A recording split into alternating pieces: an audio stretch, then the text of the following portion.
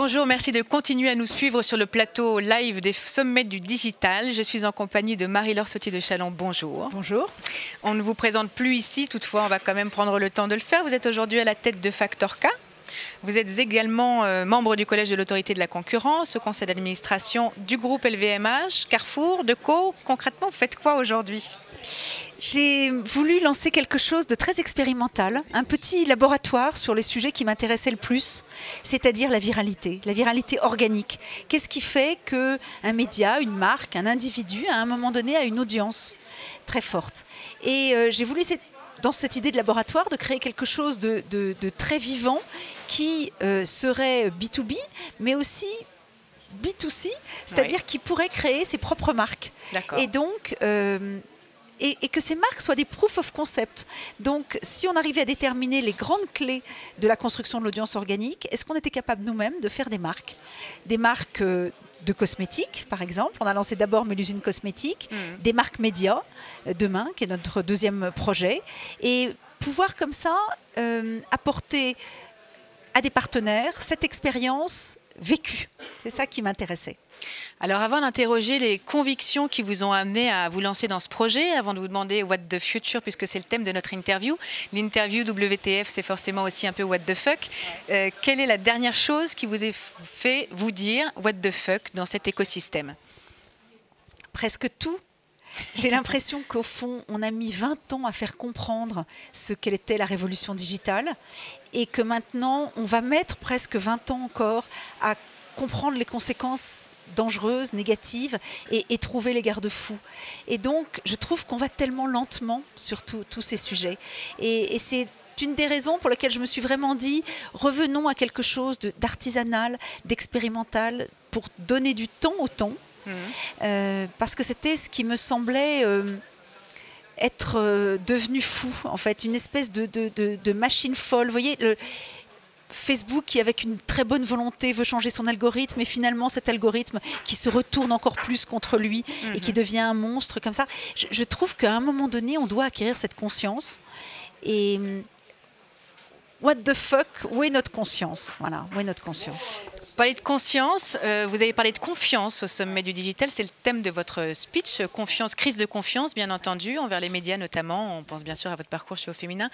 Aujourd'hui, le futur, what the future pour retrouver la confiance ? Mais ce qui est horriblement difficile, c'est que la défiance est beaucoup plus puissante que la confiance, parce que la confiance, elle est fragile. Au moindre rumeur ragot, on la perd. Et par ailleurs, le mensonge fait plus d'audience que la vérité. Donc au fond, quand on a une défiance très puissante et un mensonge qui crée de la confiance pour un certain nombre de gens. Oui. La preuve, hein, on le voit, on l'a toujours vu en politique, mais on le voit particulièrement là avec l'arrivée des populismes. Alors du coup, la vérité et la confiance sont affaiblies. Il faut s'en occuper comme de la rose de Saint-Exupéry. C'est absolument indispensable. Et c'est ça que j'ai essayé de transmettre. C'est qu'est-ce qu'on peut faire pour retrouver de l'intelligence et de la conscience quand il faut qu'on protège la confiance en la vérité. La viralité n'a pas forcément aidé dans cette histoire de confiance. Aujourd'hui, vous misez sur cette viralité avec Factor K et vous parlez de temps long, vous parlez d'artisanal, de retour à l'artisanal. Est-ce que tout ça est très compatible et quel est le futur, what the future de la viralité pour vous ? Ce qui me rend optimiste, c'est que l'individu a un très grand pouvoir.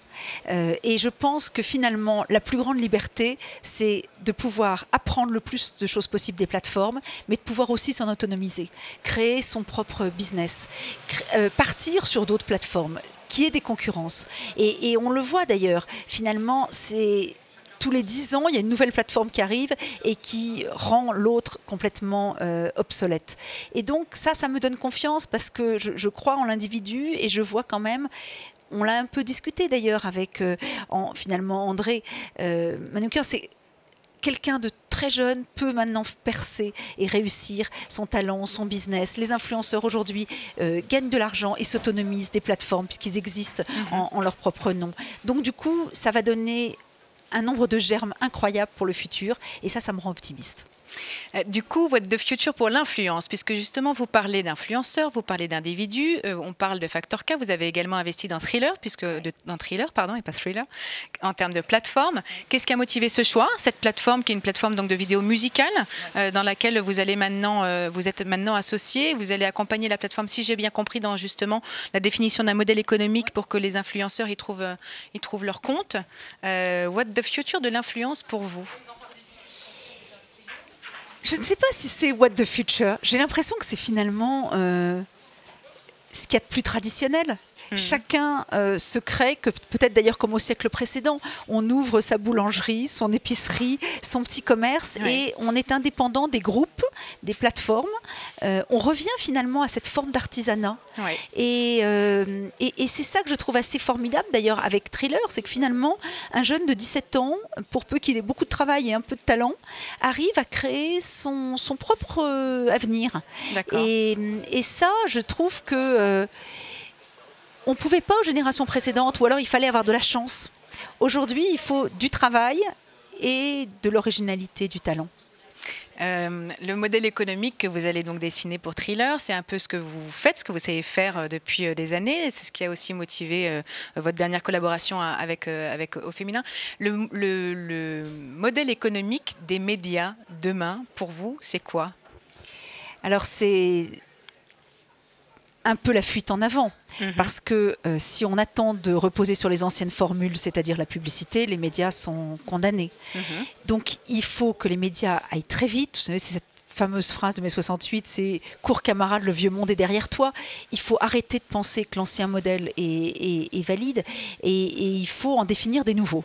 Dans la publicité, le programmatique est fantastique. Il y a des opportunités absolument incroyables pour faire croître ces audiences, pour même atteindre les audiences que les annonceurs veulent qu'on atteigne.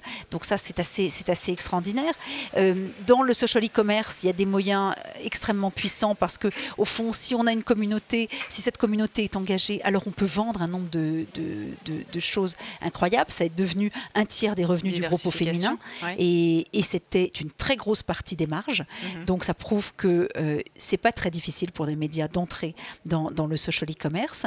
Et puis, ce qu'on voit beaucoup aux États-Unis et en Asie, il y a aussi tous les modèles du brand content, de la création de contenu, de toute l'association avec les marques où on peut écrire de véritables narrations pour les marques. Et ça me laisse optimiste pour peu qu'on soit inventif et qu'on aille assez vite.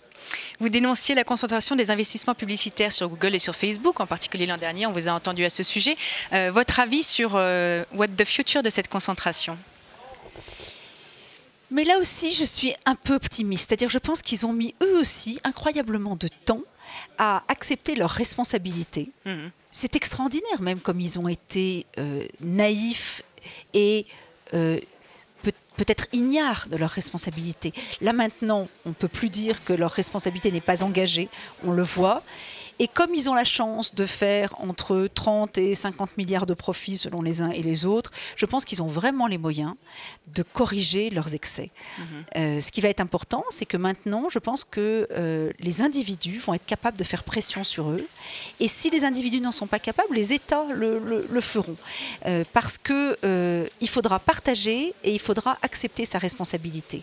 Ils ont finalement réussi en partie à lutter contre la propagation des contenus terroristes. Il faut maintenant qu'ils protègent les individus, c'est-à-dire qu'il faut qu'ils s'engagent pour défendre les minorités. On voit que les minorités se font lyncher dans les réseaux sociaux. On l'a vu encore avec Bilal Hassani, avec des femmes qui ne peuvent plus se montrer tellement elles sont critiquées sur leur physique, etc. C'est une situation qui est intolérable. Et donc, je pense qu'ils vont accepter leurs responsabilités sur ce sujet-là et ils vont mettre enfin des moyens. Je l'espère. Et puis, ils vont partager avec les médias, parce que s'ils n'ont pas les médias pour contrebalancer leur pouvoir, alors on entre dans une société vraiment dictatoriale. Et pour protéger les démocraties, ça va être absolument nécessaire. Vous êtes donc résolument optimiste. Je terminerai avec une question. Non, j'ai envie d'être optimiste. Je ne le suis. Je suis assez inquiète par la société dans laquelle nous vivons. Mais j'ai envie, parce que vous me le demandez, de voir des sources d'optimisme. D'optimisme dans l'avenir. Vous parlez d'individus, on parle de digital, vous avez parlé de femmes. Ce sont vos sujets. Who's the future? Qui, actuellement, dans l'écosystème digital, quelles sont les femmes qui vous inspirent ou qui vous inspirent le respect ou qui vous inspirent tout court? Mais toutes les femmes, parce que j'ai vraiment fait le choix de considérer que les femmes pouvaient tout faire parce qu'elles étaient des hommes comme les autres. Et donc, je crois qu'il faut justement qu'on évite absolument... On a eu besoin pendant très longtemps de rôles modèles. Oui. Il a fallu s'accrocher à quelques rôles modèles, trop peu nombreux, très pionnières. Maintenant, il faut qu'on considère au contraire que toutes les femmes peuvent faire ce qu'on dit ici, bousculer, inspirer, connecter, qu'elles en sont capables. Et donc, je crois qu'il faut absolument qu'on évite les stéréotypes de se dire que les femmes ont telle qualité ou telle autre, qu'elles sont ceci ou cela. Elles sont comme les autres, elles ont toutes les cartes en main et il faut juste qu'on les écoute. Et la femme est un homme comme les autres. Merci beaucoup Marie-Laure Sauty-de-Chaland. Merci à vous. À tout à l'heure pour le prochain live Facebook qui aura lieu dans 5 minutes. Merci à vous de nous suivre et on se retrouve sur Twitter avec le hashtag SomDicTV.